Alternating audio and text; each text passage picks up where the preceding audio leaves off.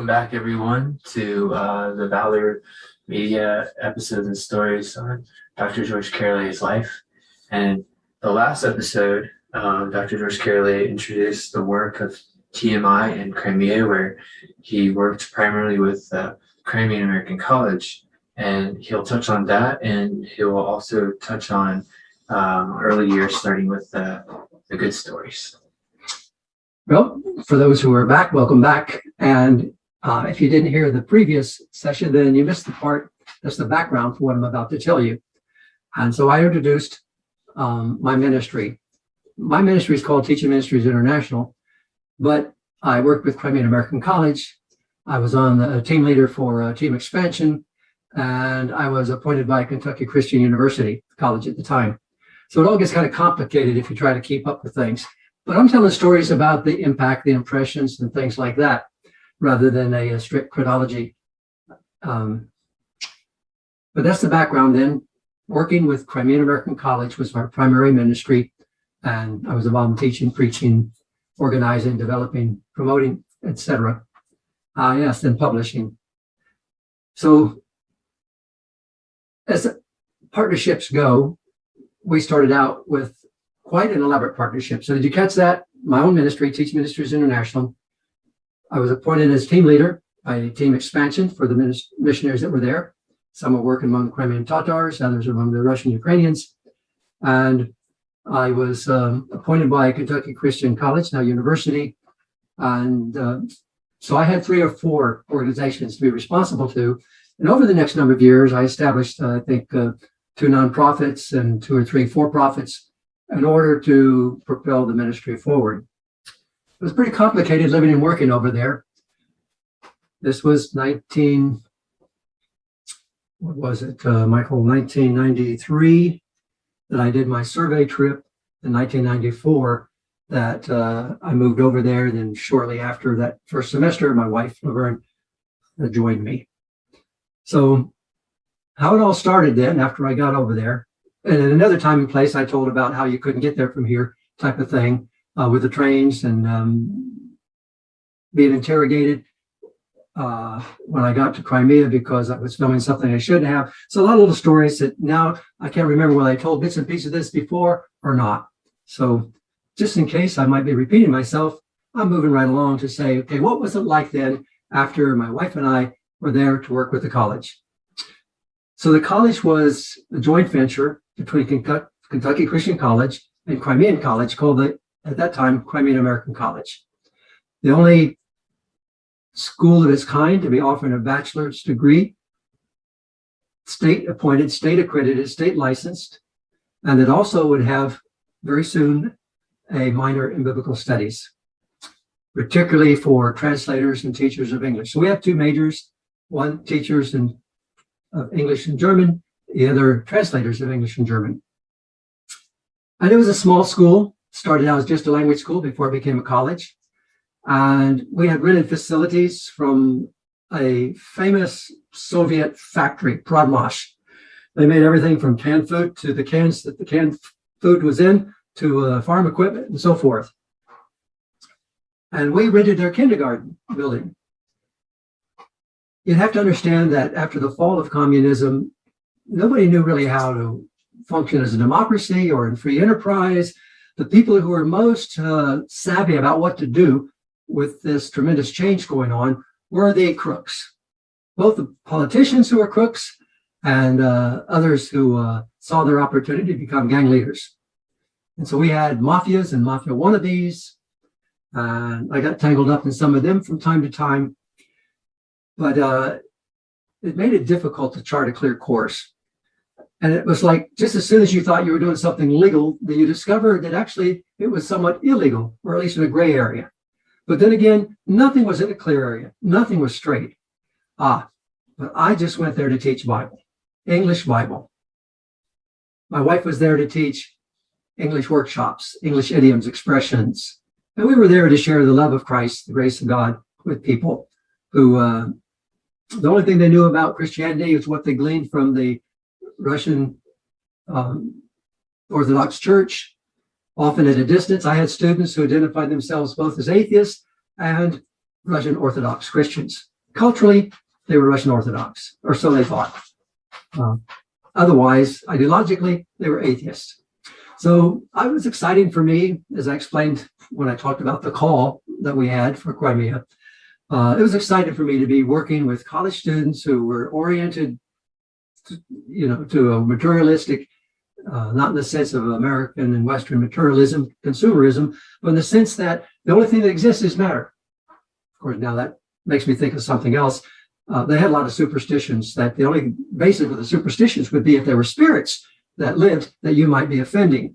But just one of the interesting contradictions.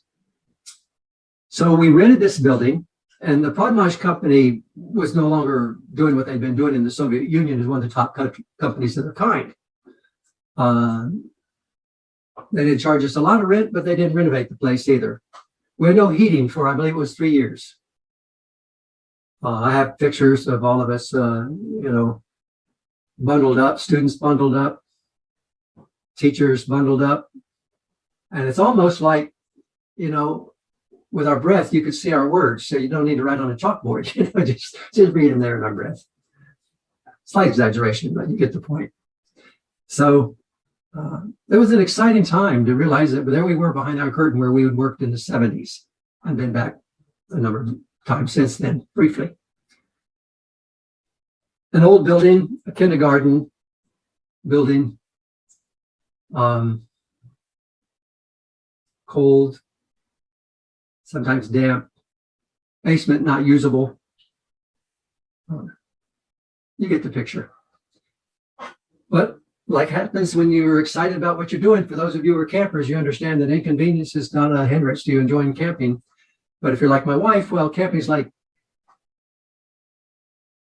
Super 8 Motel, Holiday Inn. But when you're motivated, just like when we were in New Guinea, and my wife was involved in 3 days, 2 nights, of building her own shelter and living in the jungle. When you're highly motivated, you can not only do some amazing things, but you experience it differently. And you put up with the fact that we had water rationed, we had gas for the stove rationed, we had steam heat for the radiators rationed. They were controlled not by us. Now this college didn't have steam heat, but our apartment did when it was working. Everything was in disarray from the fall of the Soviet Union, and nobody knew who was responsible for what and what to charge you. And it was a crazy time. So we were making the best of it in our apartment with what we had. Our first office was in the apartment, not in the building. There was no place for us. Not all the rooms were suitable for a classroom or for an office in that building. But it was fine. At one point, I had 2 or 3 staff using my guest room, my tiny guest bedroom in our apartment or flat, and room for one desktop computer. The copying machine was in our bedroom, and sometimes so was Laverne trying to take a nap there, sleeping. Crazy times. But to think that we were there at the right time to be helping students to hear the gospel in a way that they never heard before. And apologetics was very important for us in those days. They thought that evolution explained everything about life, and therefore there was no God. Well, there's still some people in this world that think that, but there's plenty who do not, even those who believe in evolution of some sort. They didn't think it was a contradiction to be an atheist and an Orthodox Christian at the same time. People would have their children baptized just in case. That was their idea. You wouldn't shake hands across the threshold of the door because that could bring you bad luck. And I would joke with those who were uncomfortable with that, well, you're just like the New Guineans. They too believe there are spirits. You don't cross this log because somebody fell in and drowned because the spirit didn't want them crossing there. So you'll go cross elsewhere. So lots of superstitions that dated probably way back to the time of the czars. So that's a little bit of our living situation. The food was, the first time I went into the store that was available then, all I saw dust-covered jars of cucumbers, of pickles, of other things that were pickled because they didn't have what we were accustomed to. I remember when we had brought back from the States a jar of pineapple or peaches or whatever and shared it with one of our translators. She said, I just can't believe that it's wintertime and we're eating peaches. I just can't believe it's wintertime and we're eating peaches. Well, over the next 20 years, there'd be a lot of changes and they'd be eating fresh peaches in the winter in Crimea. But those were the days.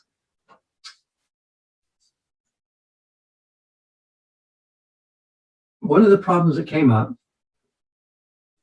was when Kentucky Christian College and the partner International Institute of Intercultural, no, it's the wrong one, the International Alliance of Christian Colleges and Universities raised the funds to buy that building. But right off we had a problem because they wanted $50,000 under the table. Dr. Keith Curran from Kentucky Christian University or College said we can't do that. Well, we never paid, but the Ukrainian director, let's just call her Emily, she said, George, someday we're going to have to pay. These guys won't forget. I promised them. They agreed that, you know, we could buy this building with American money, and but they wanted their 50, and they're going to get it sometime or the other, and I'm going to have to come up with it, she said. Well, that happened to be true. And $50,000 was dogging us every year. There was something, some way that, well, okay, here's your opportunity to cough up to 50K. It's hard for Americans to understand the level of corruption that we faced at every level. At some levels, you could say, well, it was a bottle of wine, it was a box of candy, it was just a traditional kind of giving, and they had nothing like express service that we have in the States you might pay extra for, and people who knew people could get things that other people couldn't. So those were the days. Once we bought the building, then we started having new troubles. Emily was already and had been working out how she would maintain control of everything. Dr. Curran had explained how, well, we can no longer have this as a mom and pop operation. You're not Crimean College anymore. You're Crimean American College. We have certain standards and rules and practices and so forth and academic standards. And she said, yes, yes, yes. But I came to learn that that's what you say to get people off your back. But meanwhile, you do whatever you can, whatever you want. What do you think you have to in your own culture? And I fought that for 25 years. There were other people that Emily said, oh, those Americans, they're Bugatti, they are rich. And we're going to have swimming pools, we're going to have tennis courts. And it's true, Dr. Carillet talked about how in time as the college grew, this would be a possibility, at least the tennis courts. But we never actually got the right to the land that the college was on in all my years there, because the city mayor and his successor, the next mayor, would not grant the permission because the city owned it, the state owned everything, and they weren't going to let it go. Not until they could get a whole lot more money than its value. So we had that problem always. So you can't build tennis court on property you don't own. You can't put a building on property you don't own. There was going to be a dorm, but if you don't own the property, you build the building and then they take it. So yeah, those were the days. A lot of Ukrainians today, younger people under 40, they have no idea what it was like in their parents' day. Certainly not in their grandparents' day. They know nothing, next to nothing about communism. Of course, in our country, I'm not sure what we know about.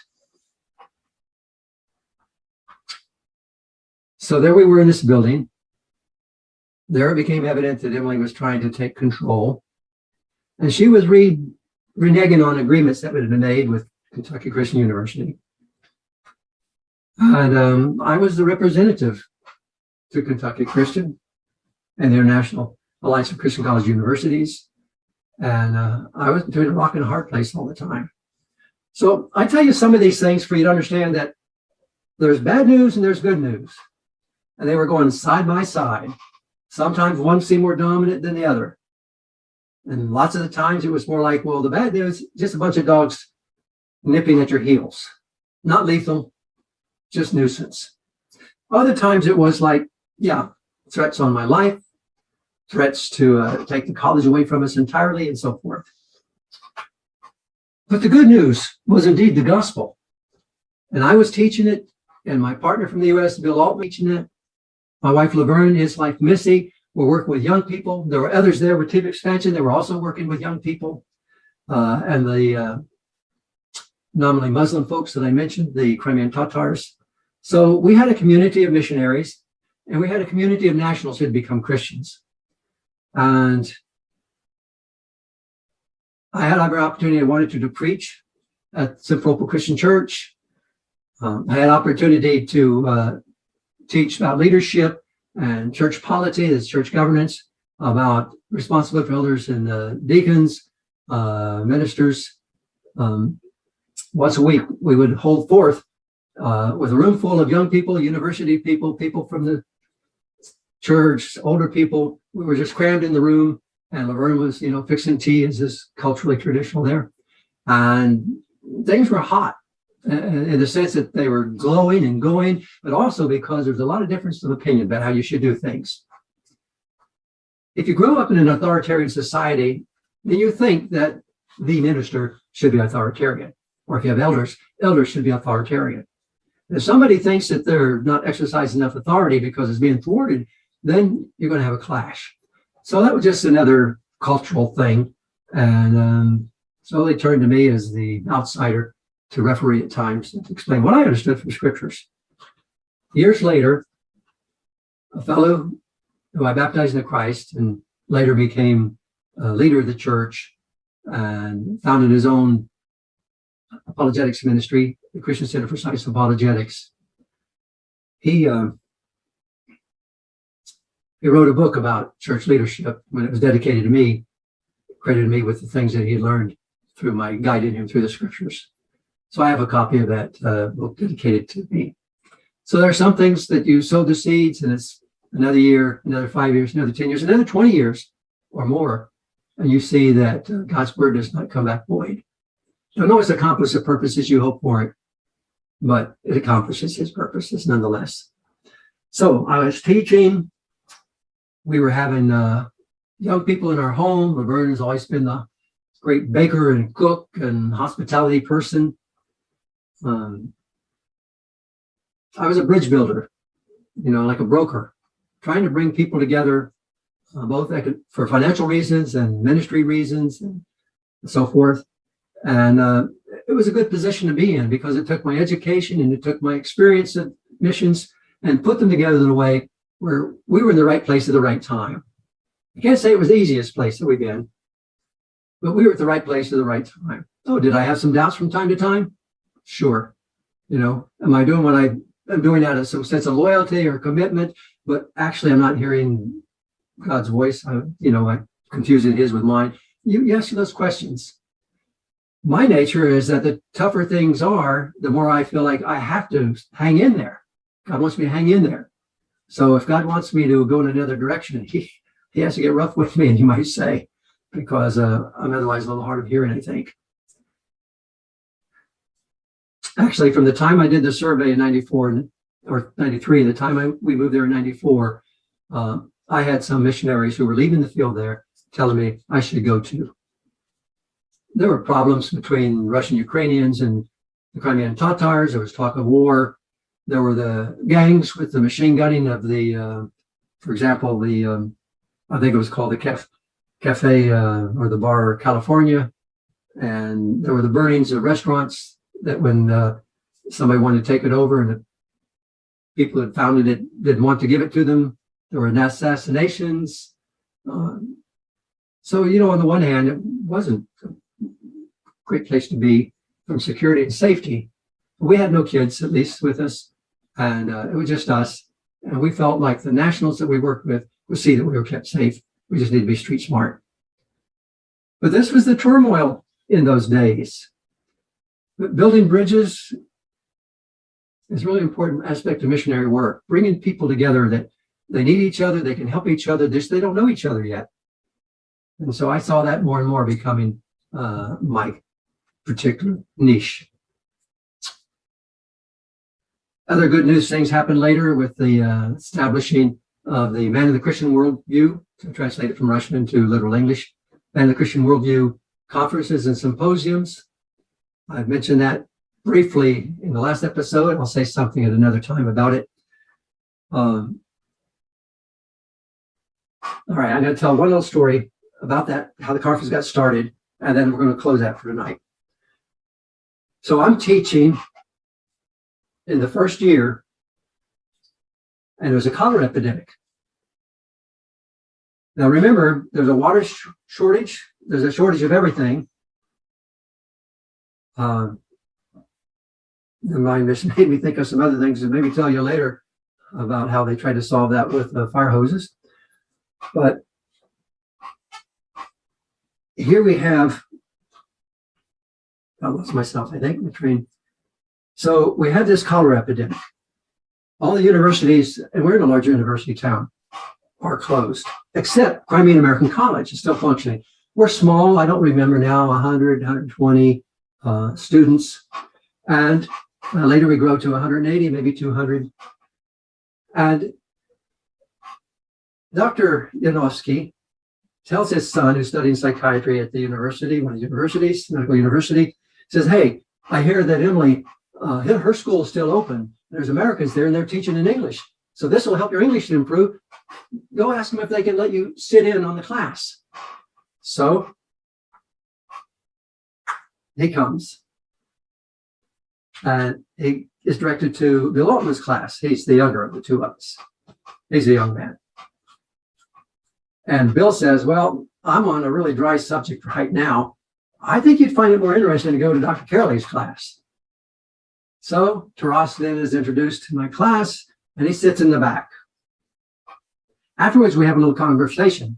I was teaching from Genesis chapter 3, the fall of man, the fall of humanity. And this young man is thinking, you know, you talked a lot about psychology. I said, well, there's an overlap between philosophy and theology and psychology and all kinds of subjects, you know, depending upon what your focus is. But yeah, there are psychological ramifications to sin. And that's what I was describing, particularly the blaming and the lack of forgiveness and minimizing of what somebody has done wrong and the alienation that comes about and so forth. And he said, you know, I think my father would be interested in meeting you. So sometime later, he comes back and he says, my father invites you to meet us in our home. And normally people would meet someplace else, not for the first meeting in their own home. And so he invites me. I agree. And I talk with him and his wife and his son. His son's doing the translating. His English wasn't that sharp yet, so I'm not sure how it all came out, but enough of it came out that they said, could you, he said, you know, a lot of doctors are wondering about the soul in psychology. You know, the soul is from a Greek word, psyche, so psychology, the study of the soul. And so he said, we think there's something more. Under communism, everything was about matter, and everything was treated, almost everything was treated with medicine. But we know that there's a place for counseling, and we know that there's the soul in a person that affects even their medical needs. And but we've not been able to talk about it. We're ignorant about that. And I said, well, if I got a couple of doctors to come over here and talk with you doctors here, do you think you'd be interested? Oh yeah, he just jumped on that. And I said, well, I have no idea. I'll see. Well, Dr. Yanovsky comes to the college sometime later and says, I want to introduce you to somebody. So, okay, he introduced me to a sociologist. He said, he used to be, to be on call for Gorbachev. Well, that's impressive. He used to do polls, sociological polls for Gorbachev and so forth. So yeah, I'll be glad to talk to him. And so he says, you know, there's sociologists who'd also be interested in understanding what you have to say about the soul, what you have to say about man, you know, what we might call anthropology. And I said, well, let's see. He said, could I join your group? Okay, it's obvious I'm getting a group going here. So what group is that? So, well, he'd like to be on the steering committee. Of course, we didn't use that term then. So, and he has some other people, and there's other people from the hospital, from the medical college and university and so forth. So there's growing interest. And then the sociologist says, I know people at the Supreme Soviet, or they call it the Pentagon for all of its shape. It's a big white building, but it's the seat of government, what they call the Rada for Crimea. And they want to host the first meeting. Yeah, but you have to have a pass to get in there. They say, well, okay. Long story shorter, we had sessions in different educational buildings around the town, but our main session was held right where all of the parliamentarians would meet. And so all of our speakers were in that podium then, and they had all this translation equipment and so forth into different stations. And so we invited some important people from there to speak, including the head of the Orthodox Church, Russian Orthodox Church in Crimea, who had worked with the KGB in the old days, which wasn't unusual. So that's like the CIA, for those who don't know. Except they could do what they pretty well want to do. I can't remember now. I think we had about 10 speakers from the US. Some I knew, some who had recommended to me, but I did not know. But we had 400 people attending. Now, I don't remember how many total speakers, plenty, but I think 10 for the plenary sessions, full sessions. And it was like one of those things that was happening. You're caught up in the moment, and you're involved in doing everything you have to keep it going and organized. And it's only afterwards you look back and say, wow, did that really happen? So God used a cholera epidemic to open up an avenue for us to reach the academic community in Crimea, in Ukraine, in Russia, and beyond through these conferences and later spring symposiums. I'll say something more about symposium another time. But this was the start. Out of this eventually came partnerships and joint publications, and this ran for 15 years, except it became twice a year, spring symposium, fall conference. And I closed it when the Ukrainians thought, this is going great. Is it about money? Well, money had become an issue, but that wasn't the primary issue. It had met the goal. It had done all that we thought it could do up to that point. And there were 2 other conferences like ours that were spun off from that. One in Odessa, a major port in Ukraine, and another one in Kursk in Russia, which if anybody's into World War II tank warfare, that was a major tank battle area, Kursk. And you might recall a submarine that was called the Kursk that had a problem. It sank, and Russia did not accept help in time, and all the lives were lost. I think there's a movie about the Kursk, K-U-R-S-K. All right, so we got started with the college, we got started with the conferences, and going back to the call and how God leads, I just took the first step. I agreed to go teach Bible, starting with 1 year, and then see where the Lord would lead. We were there till Russia kicked us out. Lives were changed. We did what there's no way I would have thought, oh, let's strategize this, let's do this thing, this is a great idea. And the Lord just, he did it. And we just followed. So that's the beginning of our ministry in Crimea with Crimean American College, and then the conferences met in the Christian worldview. And a little hint of some of the volatileness of that period of time. So I have lots of stories from Crimea, and so next time we'll continue talking about some of the difficulties that we faced in those early years. Michael, you got anything to say? Wow, that was a lot. I was actually taking notes. So just to recap of a few things, it's important to build bridges in missionary work. And I get the idea that it's good to persevere. Oh, yeah. Yeah, perseverance, stick-to-itiveness is really important in life, but especially in missionary work, given all the obstacles that you will face wherever you go. And sometimes you push, and someday that's that difficult period's history. There's another difficult period that will lie ahead, but that's history now. Yeah. And then just the variety of dangers, gangs, machine gunning, restaurants, assassinations, unsafe for security and safety. Talk about an adventure. A control freak for the building, and the authoritarian society, which there's some warning signals going on in ours, and the foundation for the biblical worldview series, conferences, and so on, and how that got various people in different spheres interested, which conferences historically bring transformation, psychology of sin, and how there was an interest in the soul, and that especially because the backdrop of the worldview on the focus of matter, but yet people had a need to know more. And then the head of the Orthodox Church, the history with the KJV, interconnected with that, which sounds sort of like the mafia in the Roman Catholic Church. So, is that a good recap? Yeah, you took good notes. Thank you. So, if you find yourself in that story in any way, or if you're interested, there's a whole series before this, and there's more to come. If you have any questions, feel free to send in, and I'm sure Dr. George Carillet would be happy to answer questions as well.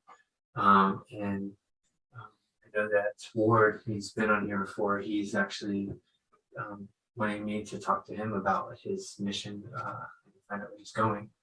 And maybe you'd be interested in talking to him and giving some nuggets from your story and so on. Thank you everyone for listening again, and we really appreciate the support, the subscriptions on YouTube. If we get 100 or more subscriptions on YouTube, what will happen is we can bring the link more so to Valor instead of it being a little mumbo jumbo-y. So, and we're spreading our content in various places. So thanks again for all of you who have shown your support by subscribing, commenting, sharing, and we welcome your feedback and look forward to sharing more stories with you. And would you like to pray? Father in heaven, I'm always so thankful that you're able to take clay vessels and use them to be ambassadors and agents of reconciliation for you. I'm thankful that our confidence and our confidence are rooted in you. And it is often so much easier to look back and see your hand at work. But for sure, Father, you are always at work in our lives. Help us to be faithful in the small things. And then we know that you will be with us to use us in the greater things. But in essence, nothing is small, nothing is great, except service to you. In Jesus' name, amen. Yes, amen.